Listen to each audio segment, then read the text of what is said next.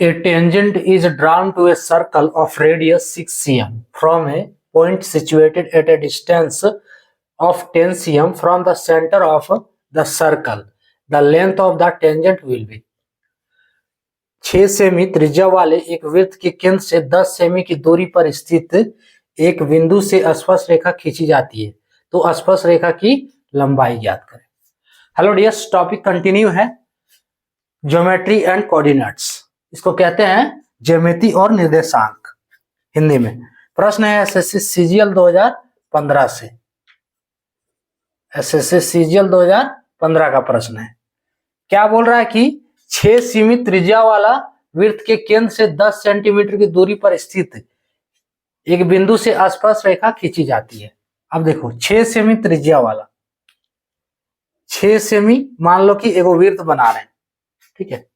6 semi त्रिज्या वाला वृत्त है, तो ये हो गया एक वृत्त जिसका त्रिज्या है 6 सेमी। ये आर कितना है 6 सेमी, किधरों भी बना सकता है, तो ये आर है, R equals to 6 cm, 6 cm। अब क्या दिया है, वृत्त के केंद्र से 10 सेमी की दूरी पर स्थित एक बिंदु से स्पर्श रेखा खींची जाती है। वृत्त के केंद्र से 10 सेमी दूरी पर स्थित, यानी कि वृत्त का केंद्र ये है। अब यहां से 10 सेमी दूरी पर, तो यहां से हम कहीं भी 10 सेमी दूरी मान लेंगे, ठीक है। जहां पे हमारा 10 सेमी दूरी होगा वहीं पे हम लगभग कहीं मान लेते कि 10 सेमी दूरी है, ठीक है। और ऐसा मानना है कि यहां से जो लाइन खींचेंगे वो लाइन जो है वृत्त को स्पर्श करते हुए जाए, ठीक है। इस लाइन देखो, यहां से ये स्पर्श रेखा, ठीक है, ये स्पर्श रेखा है, वृत्त को स्पर्श करते हुए जा रहा है। थोड़ा फिगर क्लियर नहीं हुआ है, चलो अब हो गया।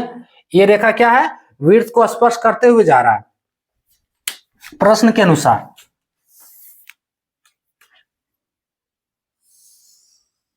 है ना, ये दूरी कितना है ये नहीं जान रहे, लेकिन ये दूरी जो दिया है यहां से, मान लो यहां से केंद्र से 10 सेमी, ये दूरी कितना है 10 सेमी है, ठीक है।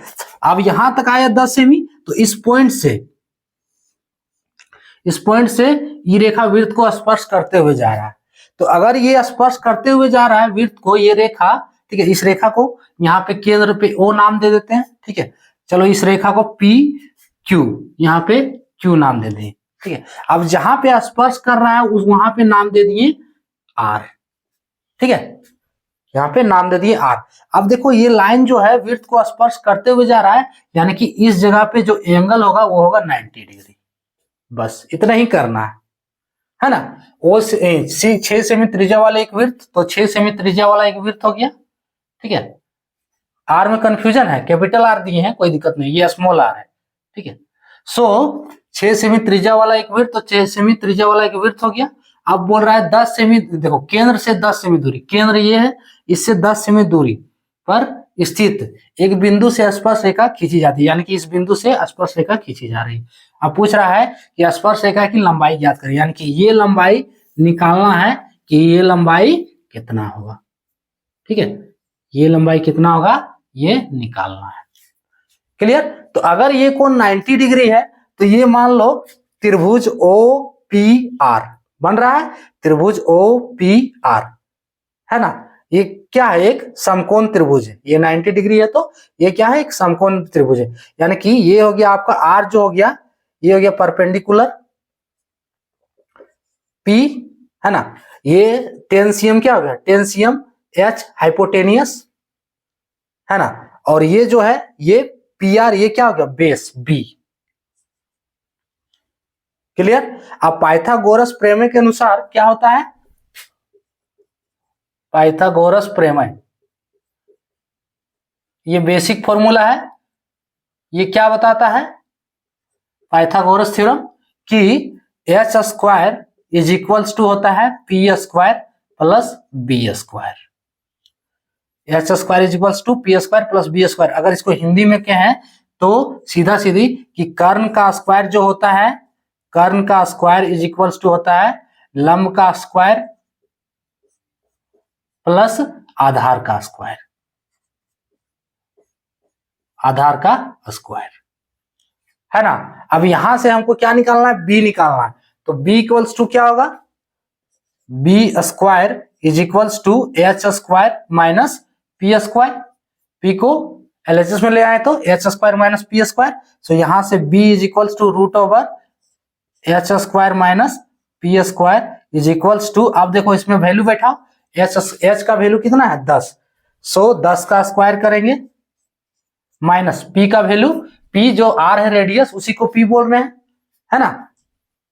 परपेंडिकुलर, पी मींस परपेंडिकुलर, तो यही आर है पी। सो कितना है 6 सेमी, तो 6 का स्क्वायर इज इक्वल्स टू कितना हो गया, 10 का स्क्वायर 100 माइनस 6 का square 36 equals to root over 10 minus 36, 10 में 6 4, 9 में 3 6 64, रूट 64, यानी कि 64 किसका स्क्वायर है, 8 का स्क्वायर है।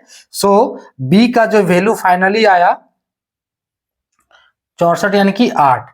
सो B is equals to, B equals to यहां कितना हो जाएगा 8 हो जाएगा, बी का वैल्यू 8 है, यानी कि ये आंसर हो गया 8 centimetre. So option C correct हो गया।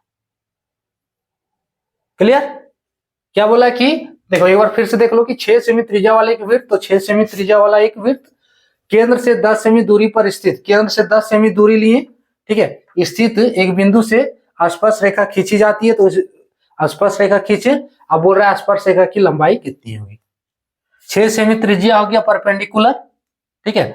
अब देखो परपेंडिकुलर तब हुआ कि स्पर्श रेखा जो होता है वो यहाँ पे एक 90 डिग्री का कोण बनाएगा, जहां पे वृत्त को स्पर्श करेगा, जहां पे वृत्त को टच करेगा, ठीक है, वहां पे 90 डिग्री का कोण बनाएगा, तभी ये राइट एंगल ट्रायंगल बनेगा, है ना। सो राइट एंगल ट्रायंगल बना तो आर बन गया परपेंडिकुलर 6 सेमी, एच जो ये 10 सेमी है वो बन गया एच हाइपोटेनियस, हमको निकालना क्या है बी।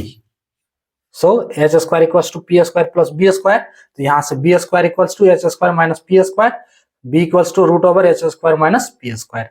एच का वैल्यू डाल दिए 10 सेमी, बी का 6 सेमी, कैलकुलेट कर दिए, फाइनल आंसर आपका 8 cm क्लियर हो गया, ऑप्शन सी करेक्ट होगा। तो ये था टॉपिक, जय हिंद।